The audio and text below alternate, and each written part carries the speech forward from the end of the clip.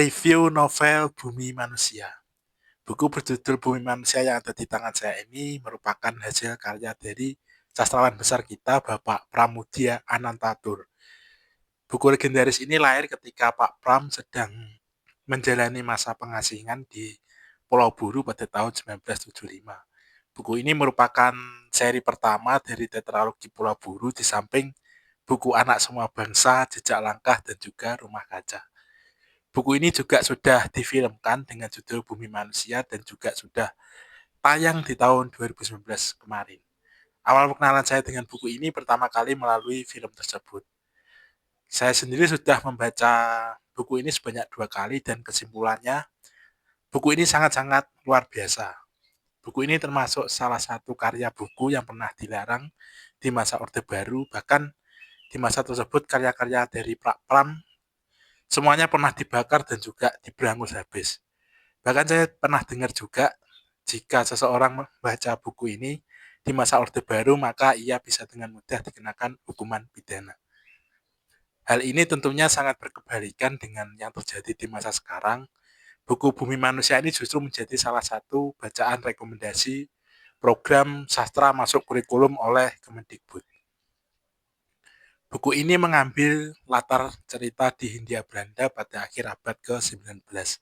Buku ini mengisahkan perjalanan seorang pemuda pribumi yang bernama Mingke. Ia sendiri merupakan keturunan bangsawan dan memiliki gelar Raden Mas.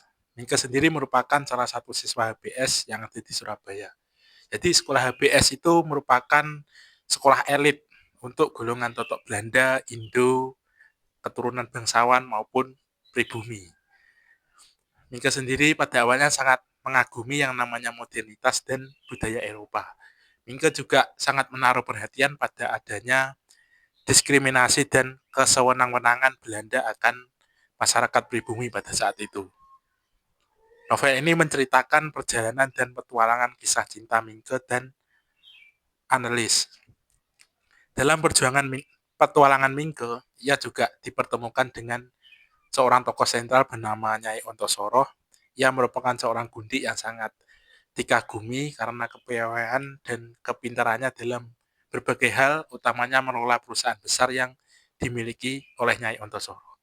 Kelak, Nyai Ontosoro menjadi mertua dari Mingke.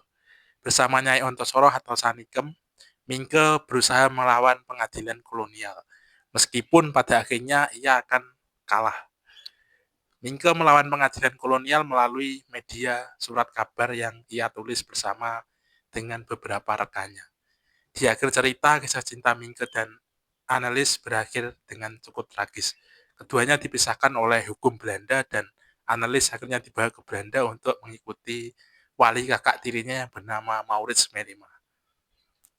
Menurut saya, buku Bumi Manusia ini merupakan karya sastra yang sangat luar biasa. Elemen cerita yang ditulis oleh Pak Pram sangat-sangat detail. Jujur saya sendiri di masa sekarang masih cukup kagum, di mana di era Pak Pram menulis buku ini masih belum ada yang namanya Google, belum ada AI, tapi ceritanya sangat-sangat kompleks dan luar biasa.